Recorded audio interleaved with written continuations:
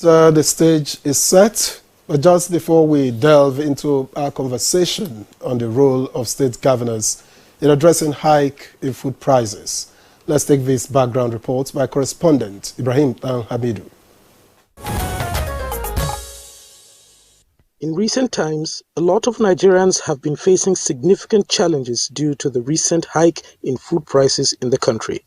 Increased prices in staple food can have a major impact on individuals and families, making it harder to afford basic necessities. This can lead to increased financial strain, difficulty in budgeting, and in some cases, food insecurity. The current hike in food prices has reportedly been causing feelings of stress, anxiety, and frustration for many Nigerians as they navigate these increased costs amidst what some call shrinkflation, as more is paid for less quantity. Stakeholders and analysts in the country have attributed the major cause of hike in food prices, among several other factors, to inflation, coupled with the decrease of purchasing power of the currency, causing prices of goods and services to rise. The latest report by the National Bureau of Statistics showed that Nigeria's inflation rose for the 12th straight month to a 20-year high of 28.92% from 28.20% in November, causing Nigerians to prioritize their spending as well as their lifestyles. The World Bank, in its report on Nigeria's development, however, projected that inflation will gradually decline in 2024 and beyond, reducing poverty, although only marginally and slowly. To cushion the effect, state governors in Nigeria play a crucial role in ensuring food security and managing the supply and distribution of essential food items within their respective states. One of the key strategies some analysts are proffering that state governors can employ is the revitalization and support of agricultural initiatives within their states. They also believe enhancing agricultural productivity through the provision of modern farming equipment, access to quality seeds, and training for farmers can help increase food production and reduce dependency on imported goods, consequently stabilizing prices. Guests on Good Morning Nigeria will discuss the role of state governors on hike in food prices. Thank you, Ibrahim Hamidu, for the background report. And we already have some of our guests in the studio seated to discuss the role of state governors in addressing hike in food prices. And joining us in the studio is Professor Abba Gambo, is the Agric Advisor to Nigeria Governors Forum. You're all welcome, Professor. Thank you very much. Good morning, Nigerians. Okay, thank you for coming. Also here is Dr. Debo Akande, the Special Advisor to your State Governor on Agric Business. Dr. Akande, you're welcome. Thank you very much, and good morning, Nigeria. All right, we have also been joined from Lagos by Caleb Mutfwang, Governor of Plateau State. Your Excellency, it's a pleasure to welcome you to Good Morning Nigeria. Thank you. Good morning, Ademola and Victor. Thank you, Nigerians. All right. Okay. So while we still wait for the other governors, I think we should just kickstart our conversation. And I'm going to start with Professor Abba Gambo, the Agric Advisor to Nigeria Governors Forum. What, in your opinion, triggered the hike in food prices? Thank you for having me. Now, when you look at some years back, we started with the COVID-19 and the whole country was closed, so farmers could not access their farms. That was the first contributory factor. Then we now came into the cashless policy, whereby you don't even have money to buy your farm inputs. So the money became a serious issue to the farmers. And because farming, it's a time-bound activity. Within that particular time, if you do not have access to what you need, then it's like you are a goner. Then thirdly, and most importantly, the insecurity. Most of the major areas that are called food baskets, starting from the northeast where I come from, then come down to the north central and then to the northwest, all these places where plenty of food is being produced, but unfortunately the insecurity has endangered food production in those states. Zamfara, Kebbi, some parts of Sokoto. In Zamfara, we have the Bakolori Dam, that is a very big dam, but as I'm talking to you now, no farmer can access Bakolori Dam. And in Katsina, there is the Jibia Dam, which is also a very good food production area, but unfortunately, as we were talking, they cannot access it. And the shores of the Lake Chad in Borno State, which happens to be a major food basket, not just to Nigeria, but then the remaining other 3 countries, Chad, Niger, and Cameroon, cannot also be accessed. So insecurity has played a significant role in what we are doing. And then fourthly, and most importantly, there is a huge post-harvest loss all over the country. Okay. From the production processes to the harvesting, the estimate is that 59% of every food produced never gets to be eaten or never gets to be processed. For example, in Boko in Benue State, out of every 100 oranges produced, 59 gets wasted. The same thing with tomatoes, yam tubers, etc. So our harvesting methods are bad, you know, and they are crude and rudimentary. For oranges and mangoes, we use stones to bring down the oranges from the tree, and then every scratch on every agricultural produce has made it gone. So, yes. So these are my opening remarks. But what's your assessment of the level of inflation at the moment? Honestly, to be frank with you, Nigeria is a country that is a hungry country now. There is hunger in the land, and this must be accepted. So it's this acceptance of hunger in the land that triggered the governors to begin to do things that they were not doing before. So I'll give you a very particular example. The inflation rate in the country is now about 28.92%, which is among the highest ever. So when you go to all the markets, you find out that the markets are full with agricultural produce, products and everything, but then the affordability. You know, food security is based on availability, affordability, and it must be in a balanced way. The food now, most markets, when you go to Utako market, Wuse market, etc., you find out that there are massive stocks of food, but unfortunately, people do not have the wherewithal, the cash to afford or to feed their families the way they really want their family to be fed. Okay, let me bring in Dr. Akande now. Give us your own, opinion as relates to the food situation in Oyo State. Let me just first add to what Prof said, and I will relate it back to Oyo State. As far back as 2017, data has shown us that 44% of Nigerians are moderately to highly food insufficient, as far back as 2017. This shows that this problem that we are experiencing now might have been exacerbated by the factors that Prof just mentioned, but in reality, there has been problem there over a long period of time. The issues we are experiencing today are product of many years problem that are very, very structural. Unfortunately, most times we don't look at agriculture from a very structural perspective. We don't look at the fundamentals. We just look at the symptoms and then handle the symptoms as it comes. Putting this back to Oyo State. Oyo State sits on a landmass of around 28,000 square kilometers, of which over 70% of that land is arable. I'd like to put that in context. It means that Oyo State is bigger than the whole of the southeast of Nigeria combined, landmass-wise. Oyo State is bigger than Rwanda as a country. Belgium is just 2,000 square kilometers bigger than Oyo State. And this state has 70% of its land as arable, and not more than 20 to 27% of that land has been cultivated. So this is a fundamental issue. It was a problem over a very long period of time. Oyo State, like every other state in Nigeria, also depend on smallholding for its agricultural food system. I made an analysis sometimes when I was talking with His Excellency in our strategy time, and said that if I need to plant 2 million hectares, which is a fraction of that 28,000 square kilometers,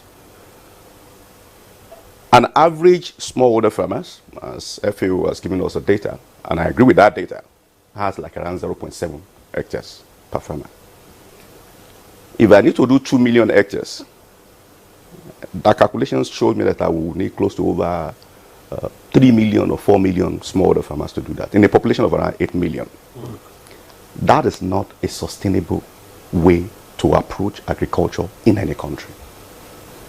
So for us, we understood all this problem as a state, and we are bringing on board a different approach to complement what is already existing. So you can't just be talking about smallholding, as important as smallholding is, and I'm not putting that down. That is very important. But my point is that the food system approach you are adopting 20, 15, 30 years ago can, when your population was around 50 million people or 60 million people or 70 million people, cannot be exactly the same thing that you will be adopting when your population has grown to 220 million. So we need to tweak things around a little bit, rejig it, and then look at all those fundamental problems. Beyond that, those actors in agriculture that we even refer to as smallholdings are getting older. Majority of them are within the bracket of the age of 65 and above. So you don't expect rocket science when those are the actors that are dominating your agricultural space. Agriculture has become technology, agriculture has become innovation. I went to a particular location on my side visit to Netherlands at the invitation of the Minister of Agriculture of Netherlands. And I was quite intrigued by what I saw. A screenhouse farm that they had there didn't have anybody sitting in the screenhouse farm for vegetables. All what they do was to have a drone that move around the screenhouse farm and send the report to a computer where the owner of the company sit down and diagnose issues of that screenhouse daily. And it is the result that came in the precision agriculture that are being used to now respond to the need of that particular tomato farm. That is what agriculture is becoming. And if that is what it is, we can't expect those old actors to continue to be the one that will be the major player. And I believe this is similar in most of the states in Nigeria.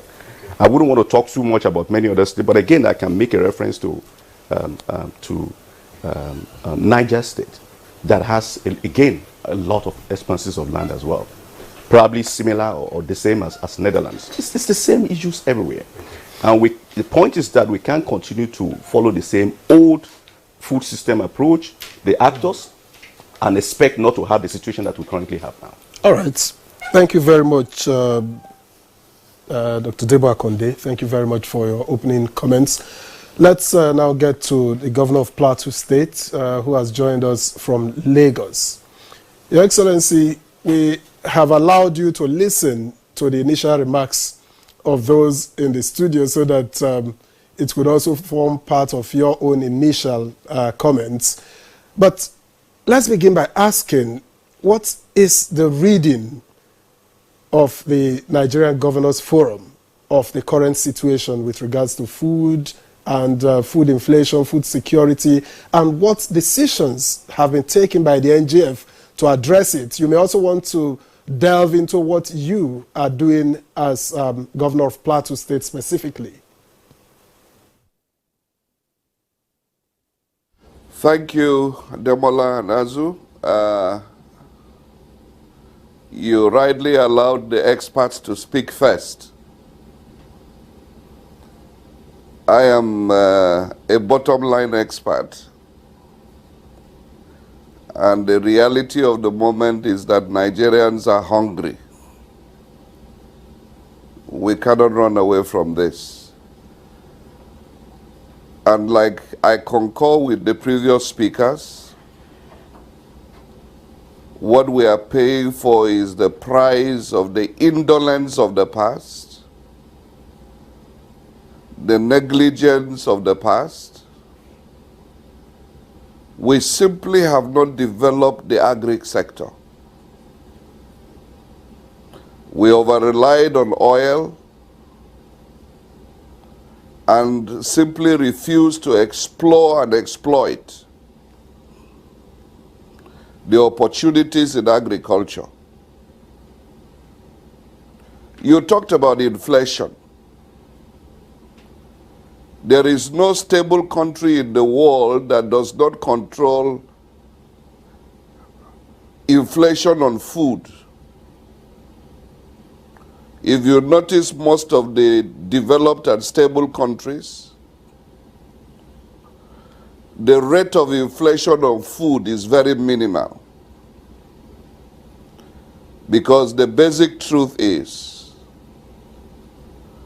that a hungry man will certainly become an angry man.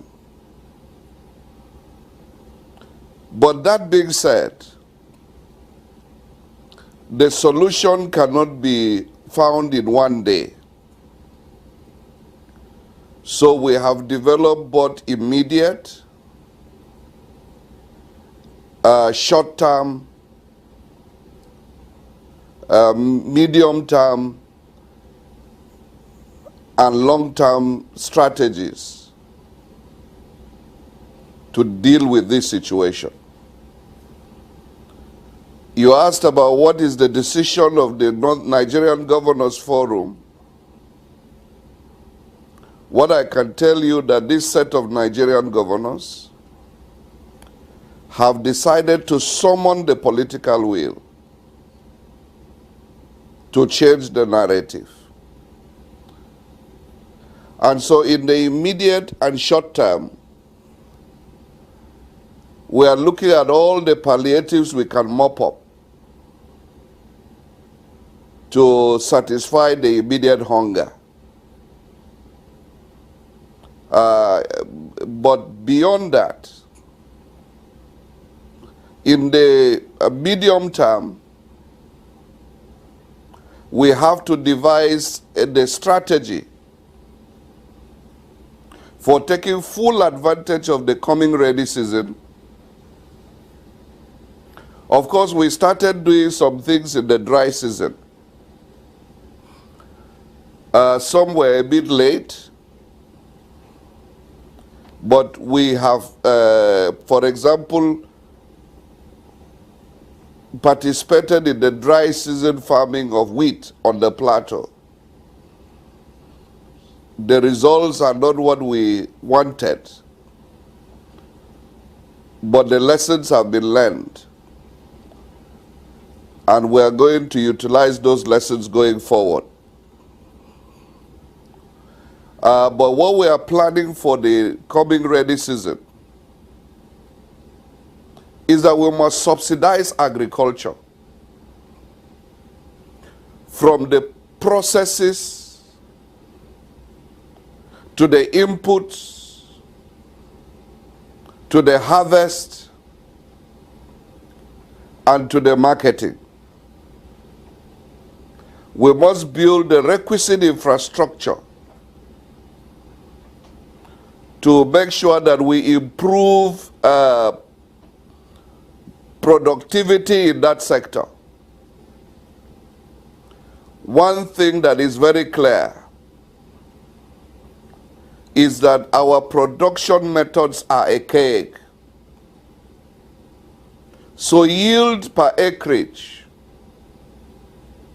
is very low. So we need to train our farm extension workers to go back and educate the farmers on the modern agricultural methods. And as we do that, we need to procure the right inputs, improved seedlings, and other inputs into the farming business. Of course, the small holding system in our country limits the kind of investments we can make in the immediate. But we have to manage the process And as we do that, we will take advantage of the coming rainy season to build water holding facilities for irrigation after the rainy season. Because we must expand the farming season. We cannot be farming once in a year and expect to have food security. Then, of course, the professor and the doctor from Oyo have explained the kind of harvest, post-harvest losses. We must reduce those. And then we must also, from the onset, focus our minds on ensuring that not only do we attain food security for our people, but also export agricultural products. That is the only way we can diversify the economy. And we can end the required foreign exchange to solve the present crisis we have. So I can assure you that all the governors are determined to give agriculture a priority. For us in the plateau particularly, we have divided the state into agric zones.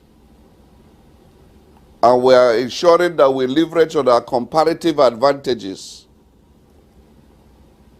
in every agricultural zone. In the northern zone of the country, for example, we want to boost our capacity for fruits and vegetables. We want to boost the production of coffee.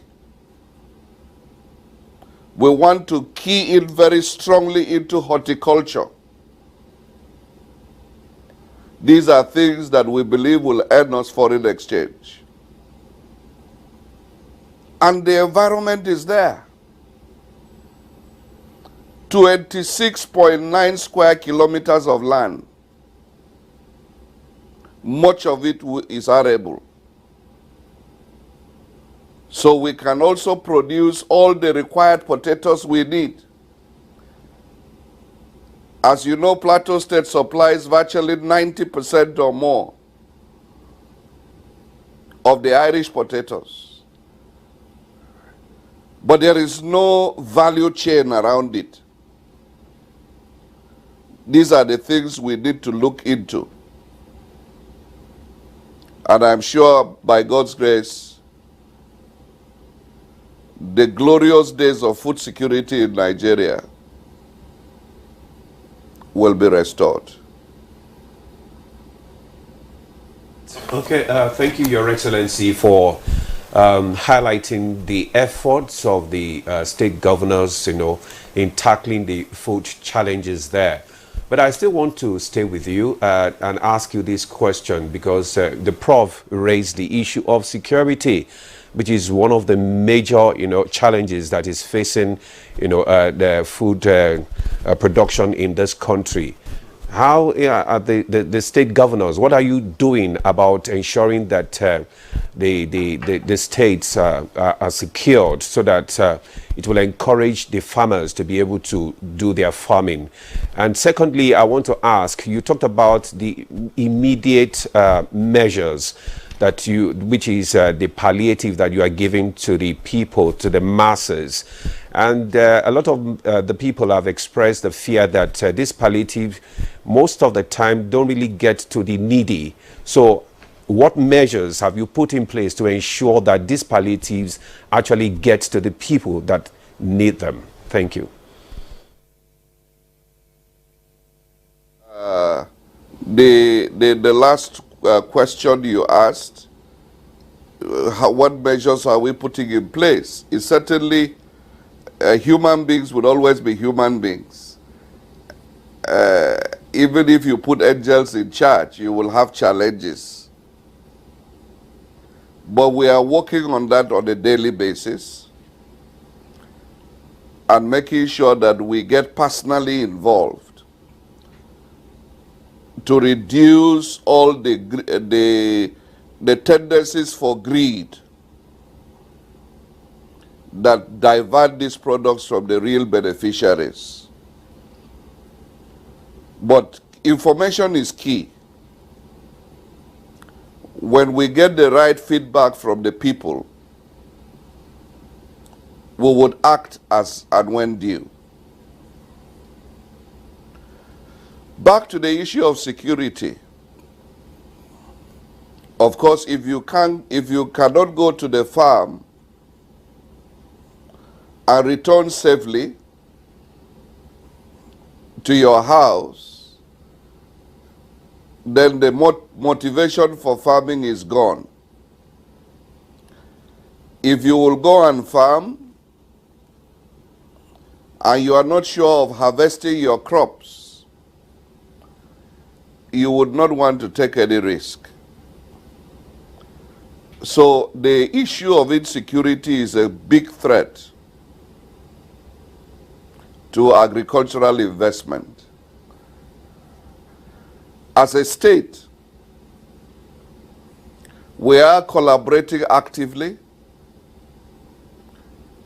with the security agencies, particularly the Civil Defense Corps, in conjunction with our local vigilantes and hunters, to ensure that we increase the number and capacity of the agro rangers. These are particularly deployed security assets to look after the farmlands. Mr. President has also told the Nigerian Governors Forum to increase the number of forest guards, train them and equip them, and deploy them to really have oversight over farmlands. But a critical component of the security architecture in defense of agriculture are the communities themselves. What it means, the days of individual effort in farming is over. We have to move to the farms collectively, while others are working and tilling the land, others are watching. This is not the time for individualism, either in community life or in governance. It is not the time to say every man to himself. It is a time to work collectively. That is why even among the states, we have to have border collaborations among the states. So I can assure you that among the governors, there is a lot of interstate collaboration going on so that we can be able to stave off the elements that disrupt the agricultural season. And long term, we must plan and educate our people that there is a lot of advantage with sedentary life rather than the the mobile nature of living that doesn't really benefit anyone. So these are some of the strategies we are putting in place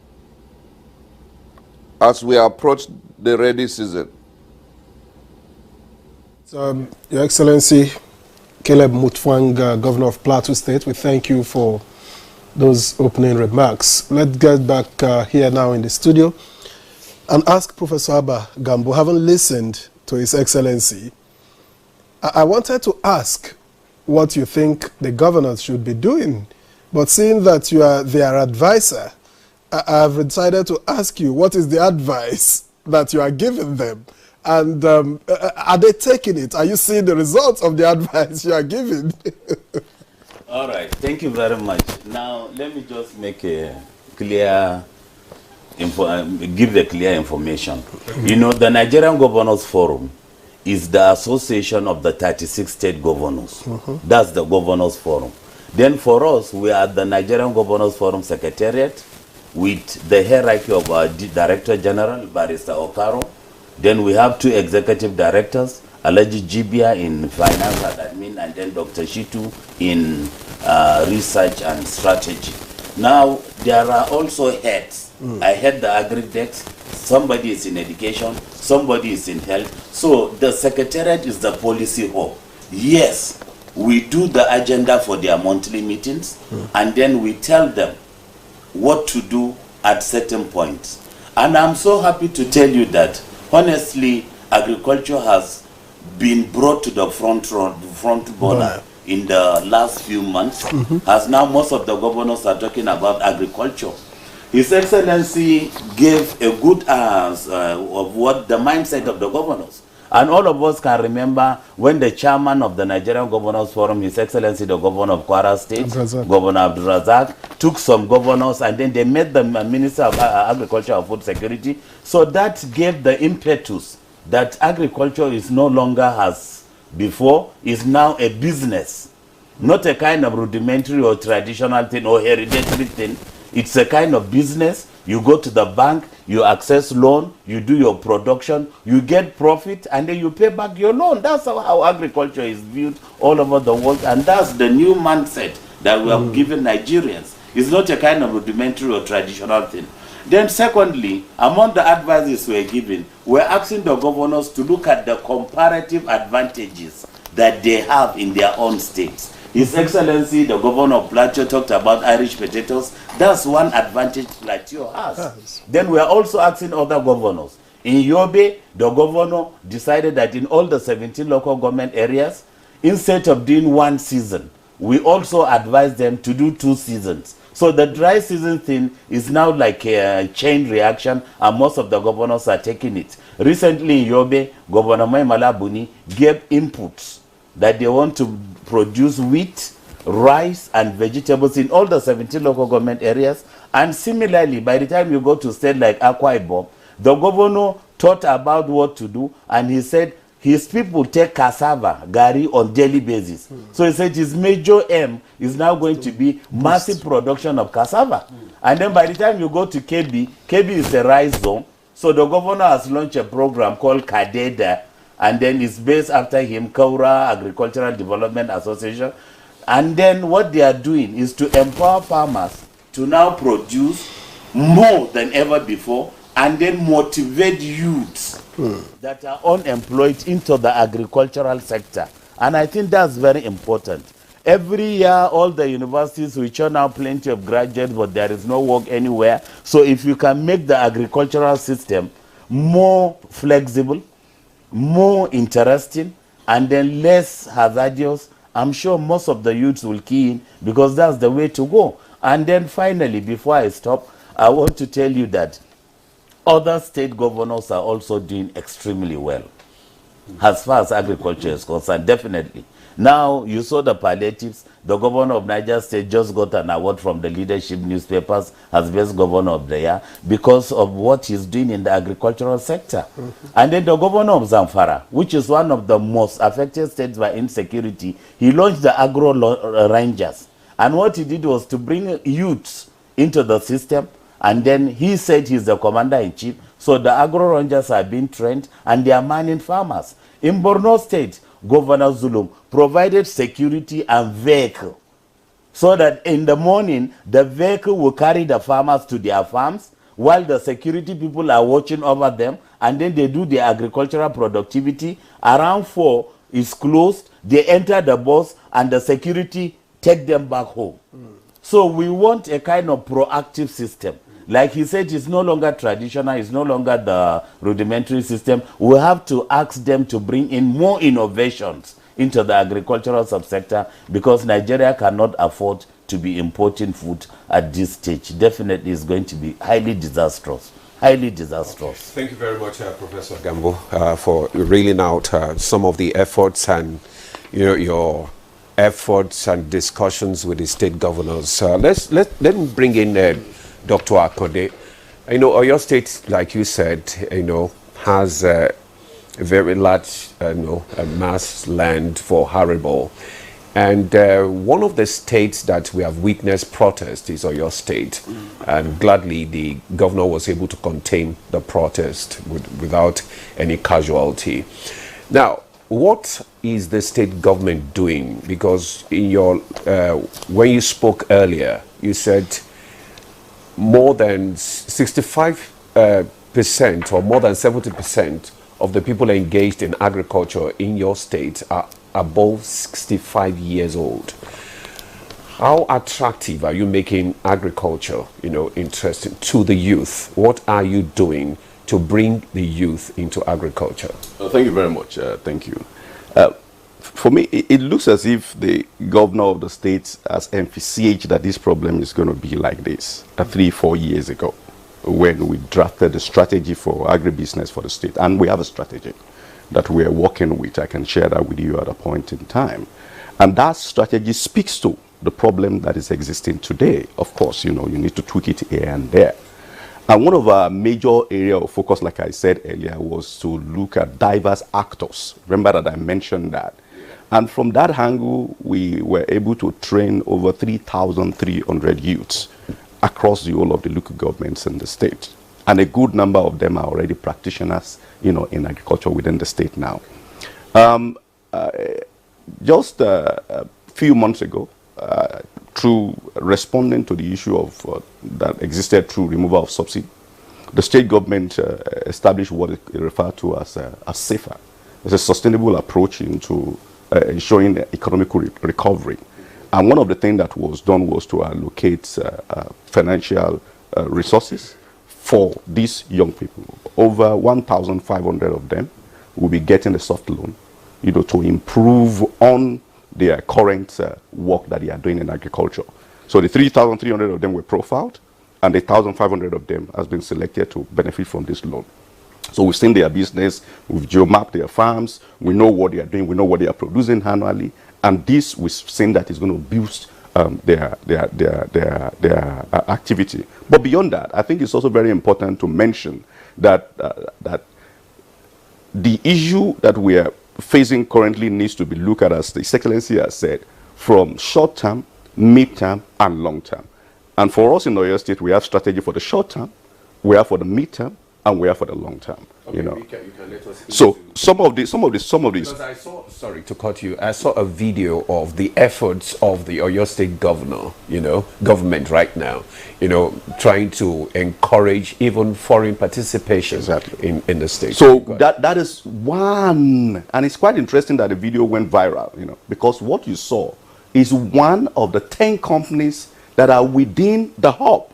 So what we have started doing, like I said, part of our strategy, and this is not now. If you see the hub, we started building the hub close to around 3 years ago, and it's now over close to 90% completed, and it has private sector practitioners within it.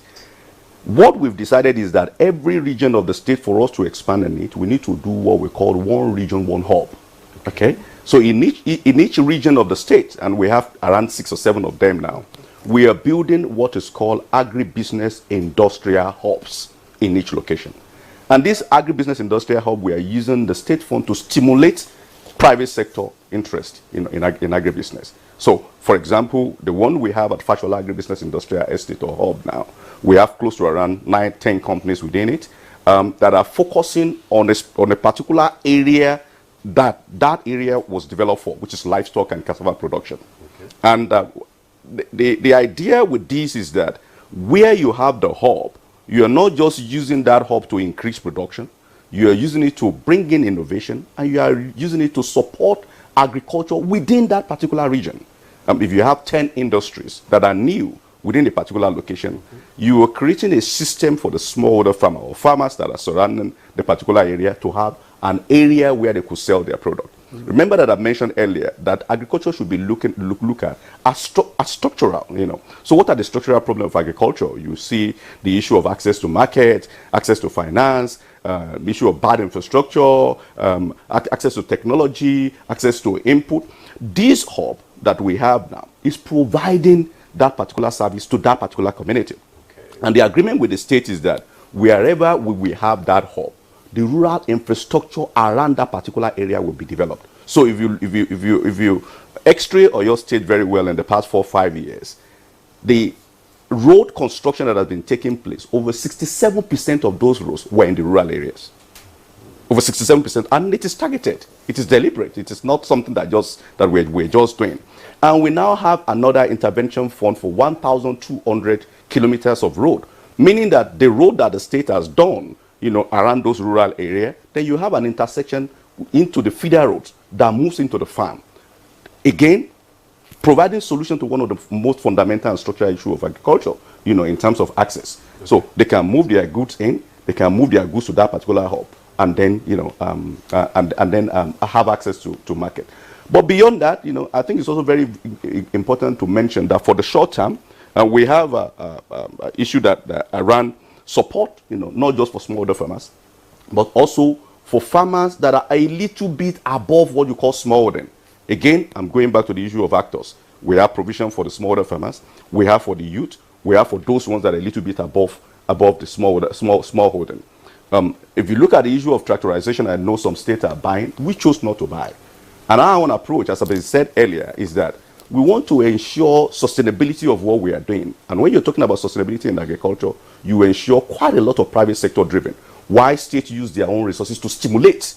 You stimulate the system and allow the private sector. Your job as a public sector is to ensure that you put in the right kind of an environment, put the policy in place, stimulate the private sector, and see what is going to happen. So we are subsidizing tractorization in different regions.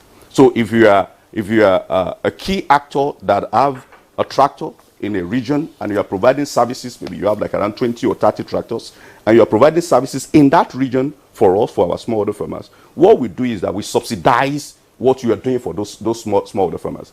That defrayed us from using our resources in the area where we don't need to use our resources. Okay. We focus the resources in fundamentals that those smallholder farmers require. While we're doing that. So you are encouraging, private investors to bring like equipment, farming equipment, to assist the Oh yes. So for every regions of the state now, we have designated private sector driven tractor company that are providing services. Just last week, the governor of the state has a stakeholders meeting, and this is very essential, and I think this should be done in almost all the states.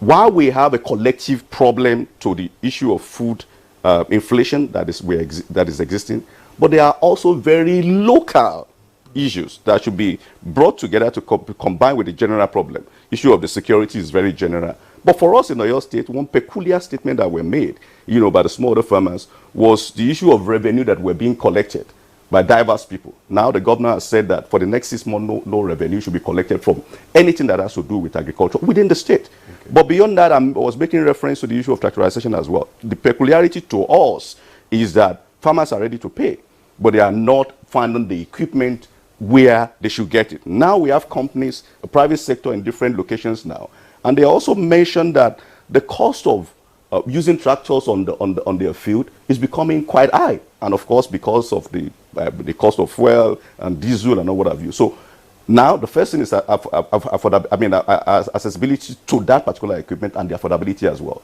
With what we have done now, we have overcome the problem of accessibility and also affordability. You know, so those kind of approach, you know, to me, are making impact, and they are creating the required impetus that is required within the state. In addition to that, I think for us, we've also agreed that there is nothing, and this is at a long term, and I believe that almost all His Excellencies, the governors, have that same thinking. There is nothing, and I'm talking from my experience as an expert in this field now, beyond what I do for the state. I'm a director in IITA, the International Institute of Tropical Agriculture, where I lead 17 countries, you know, strategy on agriculture for private involvement. You know, to mention that there is nothing like agricultural transformation without rural infrastructural transformation. Let us not deceive ourselves, you know, that we are focusing on agricultural transformation, and our rural infrastructures are dilapidated and creating issues that will not allow those farmers to move things to move things further. So we need to ensure that while we are talking about agricultural transformation, we are also talking about rural infrastructural transformation as well. The last thing I would like to mention was that we did collect data locally, and we also align with the data at the federal level.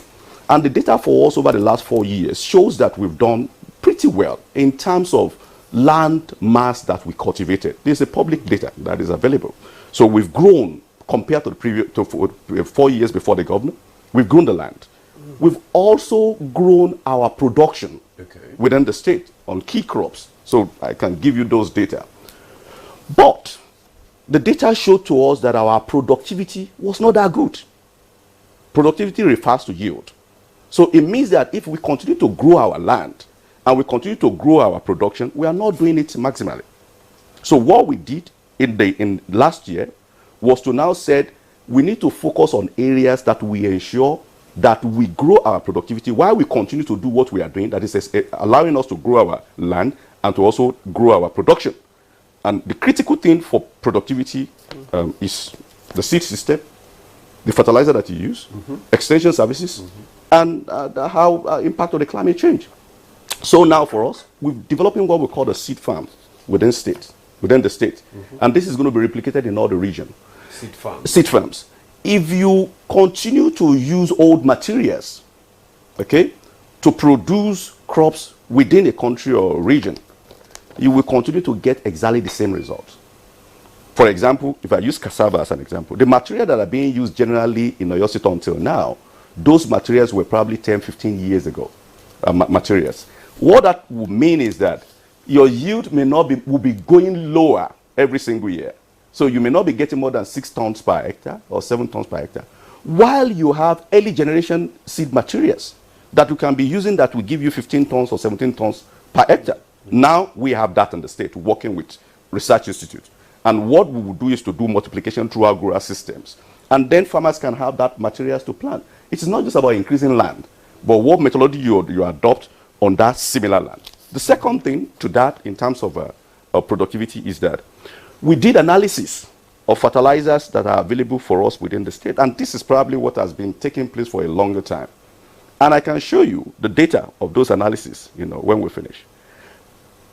A fertilizer that's supposed to be 15, 15, 15, you will realize that the composition of that fertilizer is around 1201, 1020.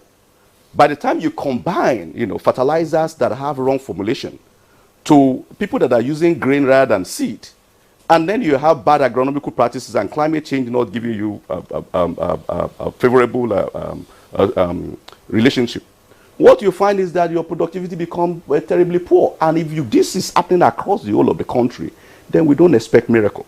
So seed system, productivity, fertilizer utilization within the state, agronomical practices, extension services need to be looked into thoroughly, and see how that can be of a great support for us at the state level. We are doing that in Oyo State. We're looking into that. And that, we believe, is going to further support our production that is on the increase and that we need to keep on increasing. But finally, I think we also need to remember that we have been supporting and encouraging private sector investment in our state, especially at the processing line, which means that there is tendency, for this industry to start competing with materials that are meant for food consumption. For example, we have one of the largest or the only sorbitol factory in the whole of sub-Saharan Africa that is using cassava for sorbitol in Oyo State. If this company continue to expand, and use cassava material for sorbitol, if we don't increase our production, then you are competing with material that is being used for food production. So we already have those data and we are expanding massively. And again, you can't be talking about agricultural industrialization and you are just relying when those industries are competing with material that you need to use for food consumption, and you are just relying on a small holding system alone, to feed those industry and human beings. You engage much more in ensuring that a little bit higher than smallholder farmers and commercial farmers are encouraged to complement what smallholder farmers are doing. That is some of the things that you are seeing in those particular hubs. In last year alone, one particular company, just a company in the hub, cultivated 220 hectares of maize. You saw it in that video. When we went there, we were using drone to look at that particular maize farm. What the governor told me that they will give me 20 of these in my state, and then I can complement what smallholder farmers are doing. If I have 20 of that, one person doing 220 hectares, I'm talking about over 2,000 hectares of land for just 10. So we need to start encouraging those kind of farmers and look at what are the incentives that are also necessary to support them and complement what smallholder farmers are doing.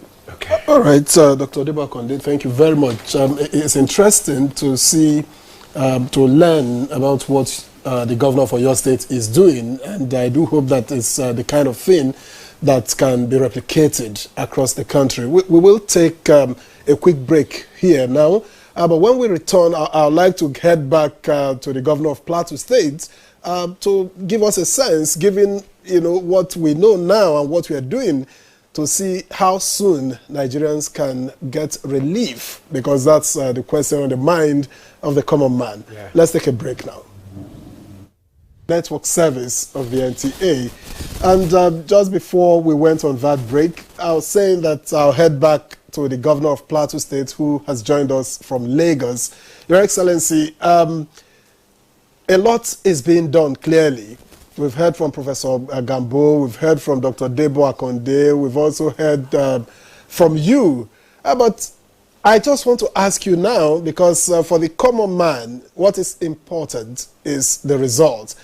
With all you know, with your reading of the situation, with the reading of the Nigerian Governors Forum of the situation and the efforts that are being made, the meetings at a regional level, the meetings at the national level, how soon can the common man experience relief? Thank you, Demola and Victor. Thank you for bringing this very important topic to the front border. I am an incurable optimist that with the efforts that the various state governments and federal government are putting together, that this coming farming season offers a great hope for the common man. I believe that these efforts are going to lead to increased yield, increased productivity, reduce post-harvest losses, and also enhance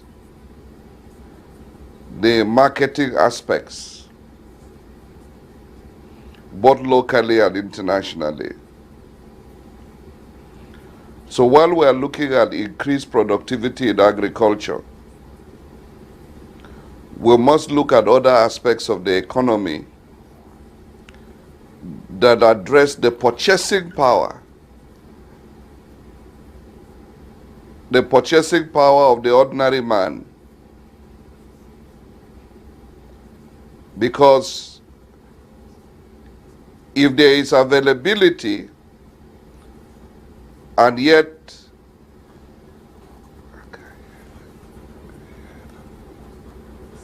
I hope I have not lost you. You've not lost me. Ahead. I hope I Go have not ahead. disconnected Go from the ahead. studio. Continue. I can't hear the studio anymore. Continue. We can hear you.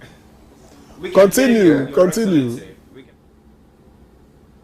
Are we still good? Yes, please. Just go ahead. We are listening to you. Okay, yeah.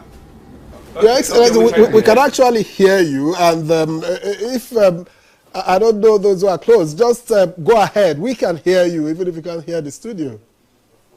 All right. Okay, let's come back to the studio while we get the His Excellency back on track. Now let's come to Professor Gambo now. Earlier on, you talked about these post-harvest challenges.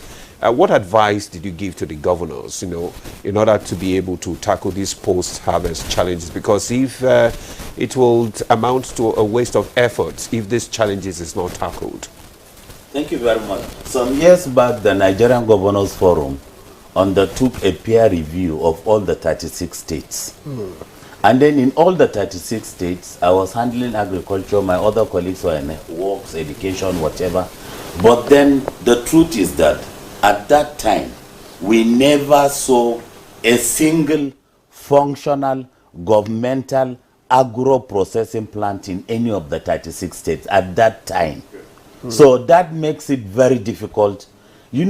Processing plant, agro-processing plants are very simple things. It's something that you can do within the studio, just one room. You understand? Turn the tomato into paste, turn the onions into flakes, turn the yam into chips. All these things can be done, but then there has to be the wherewithal and the motivation.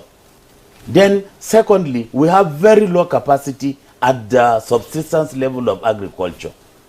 Very low capacity. So, constant capacity building, you understand, and then introduction of more innovations, and then introduction of more technology into the agricultural landscape will actually boost all this. But then let us be clear. There is no any crop in the world that you grow today and you harvest tomorrow. None. So, still talking about the short term, the Nigerian Meteorological Agency just 2 weeks ago gave the forecast for 2024. And the forecast that in most of the northern states, the rains are going to start late. One. And then when the rains start, the duration of the rain is also going to be lower than that of 2023. So the moment we got that report, and then we told the governors, most especially those at the northern frontline states, that you have to be more proactive now. You are now going to experience late rain, so the farmers should be encouraged not to plant early, or else they will lose their seeds. And then secondly, because the duration of the rain is going to be shorter than last year, we said you should now look out for early maturing crop varieties and also drought-resistant crop varieties. We have research institutes that are doing all that. Yeah. Go ahead. But then the connection between the farmers and the research institutes is very difficult. Like a typical farmer in Maiduguri cannot travel to Zaria to the Institute of Agricultural Research to obtain the seeds. Or another typical farmer cannot move from another location to do the same thing because of the transportation costs and other things. So we are now advising the governors that the governors should get those seeds and make it available to their farmers as quickly as possible, plus other inputs. Not when the rain has come. No. Before the commencement of the rainy season, the seed should be there, the fertilizer is there, and the fertilizer, the NPK, we're talking about 15, that was 9,000 some few years back, is now 45,000 naira. So most farmers cannot afford to get the fertilizers, so more subsidy has to come into the fertilizer process as well, because most of the farmers are now going in organic, looking for organic materials to do, which is a good thing. But then the fertilizer is very important. Our farming system is a kind of subsistence and very intensive. The same piece of land is being farmed year in, year out. So the soils are also getting tired. All right, Professor Gambo, let's hold your thoughts there a bit. I understand His Excellency is back with us, the Governor of Plateau State. Your Excellency, just conclude your remarks there. Yes, thank you very much. like I was saying, the efforts that have been put in so far and are being planned for the rainy season and even beyond the rainy season makes me believe that there is light at the end of the tunnel for the ordinary man. But what it means also that we have to subsidize the agricultural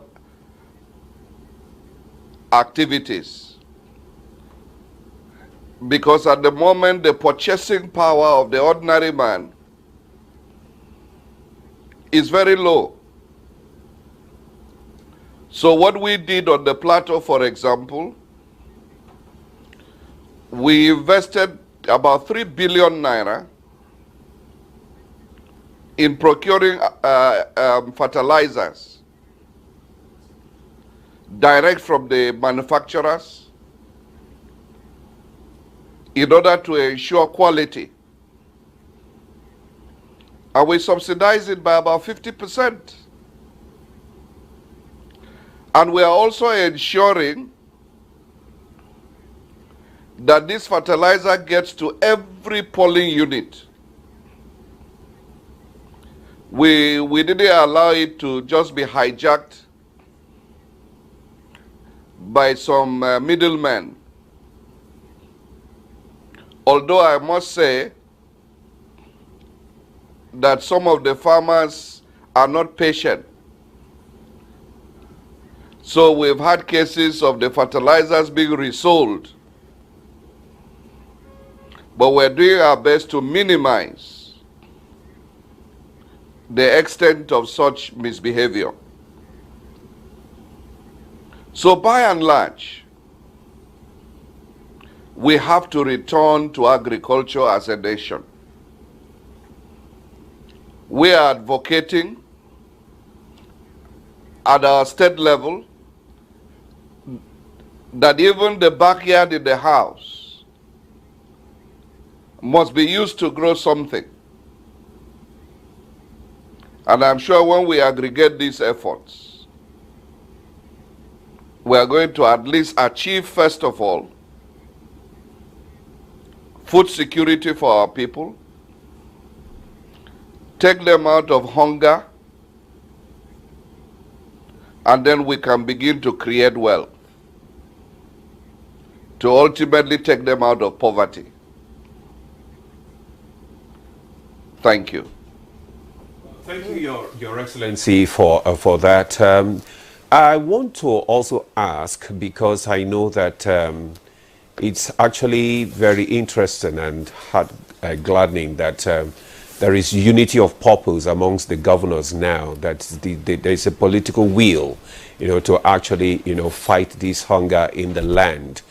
But let's look at your budget for agriculture, because most of the time the budget, what is allocated to agriculture is actually nothing to write home about that can really help, in boosting agriculture in the country. Are you thinking of injecting emergency fund, to be able to sustain your efforts? Yeah, certainly you, at this point in time, you cannot just be tied to some budget specifics. But what we are doing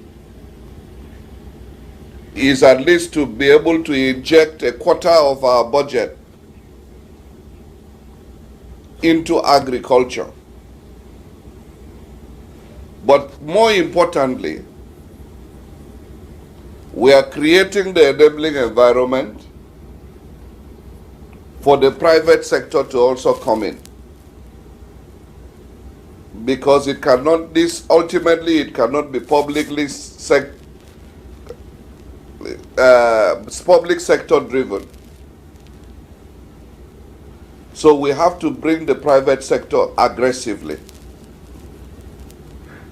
So we in some of the potential export crops, like coffee, it's largely a private sector driven thing. We are looking, of course, how to also get the private sector to develop the horticulture sector. Ultimately also, we want to grow the value chain around the private sector. So private capital is key in boosting our agricultural productivity. But from the public treasury, we will do all that is necessary to achieve minimum results that we have set for ourselves. Thank you. Okay, let's now get back to the studio. I'm not sure if Professor Gambo had concluded his remarks at the time. You were talking about NIMET and what needed to be done to take advantage of the information provided by NIMET. Then the truth of the matter is, agriculturally, whatever you put in the soil is no longer seed, is food. So, but then the farmers, because it's supposed to be an annual thing whereby you get your quality hybrid seeds at the beginning of every rainy season, that's the responsibility of the government. But because there is not that conjunction there, you find out the farmers, while moving through their farms, they look at a bigger crop of maize or a longer head of millet, and then they harvest that one and they store it to use it as seed for the next rainy season.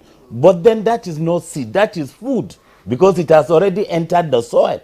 So it's supposed to be a fresh annual cycle of hybrid seeds. And like I'm saying, we want to implore the state governors, we want to beg them to make sure that hybrid seeds are available before the commencement of the rainy season.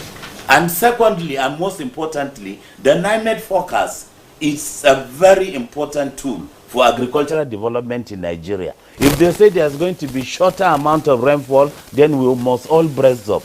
But I'm happy most of the governors are talking about 2 seasons now. Instead of just rainy season, most of the governors are talking about the dry season. In fact, in Kebbi State, in Yauri, they are even doing 3 seasons of rice. And then all the farmers are now on the field, etc. So I just want to implore the governors to do more. By Malabo Declaration, every country that has signed that agreement plus Nigeria is supposed to give 10% of their annual budget to agriculture. This year, the annual budget for agriculture out of the total national budget is less than 2%. And in most states, it's the same thing. So, but now there is an emergency at the National on Food Security. So let the state governors also expand that same emergency. Like there is no time. Like I said, there is no crop that you can plant today and harvest tomorrow. Yeah. And then people are hungry. So we need the shortest. We're talking of short term, but then not short term. We need the shortest of the shortest of the short term to make sure that the people get food on their tables as quickly as possible. Thank you very much, Professor, for that. We need the shortest of the shortest time to get food available to the hungry in the land. Dr. Akande, I just want to ask, what would you suggest that the state government should do now in the interim to avoid further escalation in food prices? You besides the fact that you are advisor to the governor, you're also a director in IITA. So what would be your advice? For me, I think we should, while we are looking at the solution for the short term, we should not forget to start building strategy for the mid and long term as well. Or else we'll still find ourselves in the same situation in the next 6 months. And that's not what we want. So, yes, we are providing responses to this emergency, but then we should now be developing strategy. Strategy matters for our midterm and for our short term.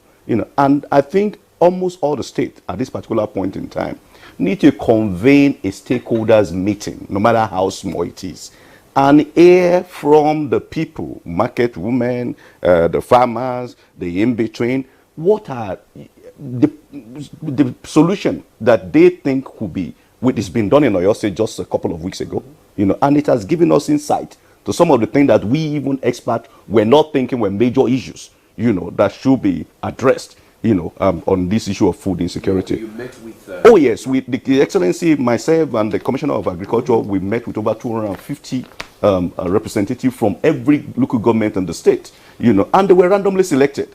Not just what we have a biometric data of farmers in the state.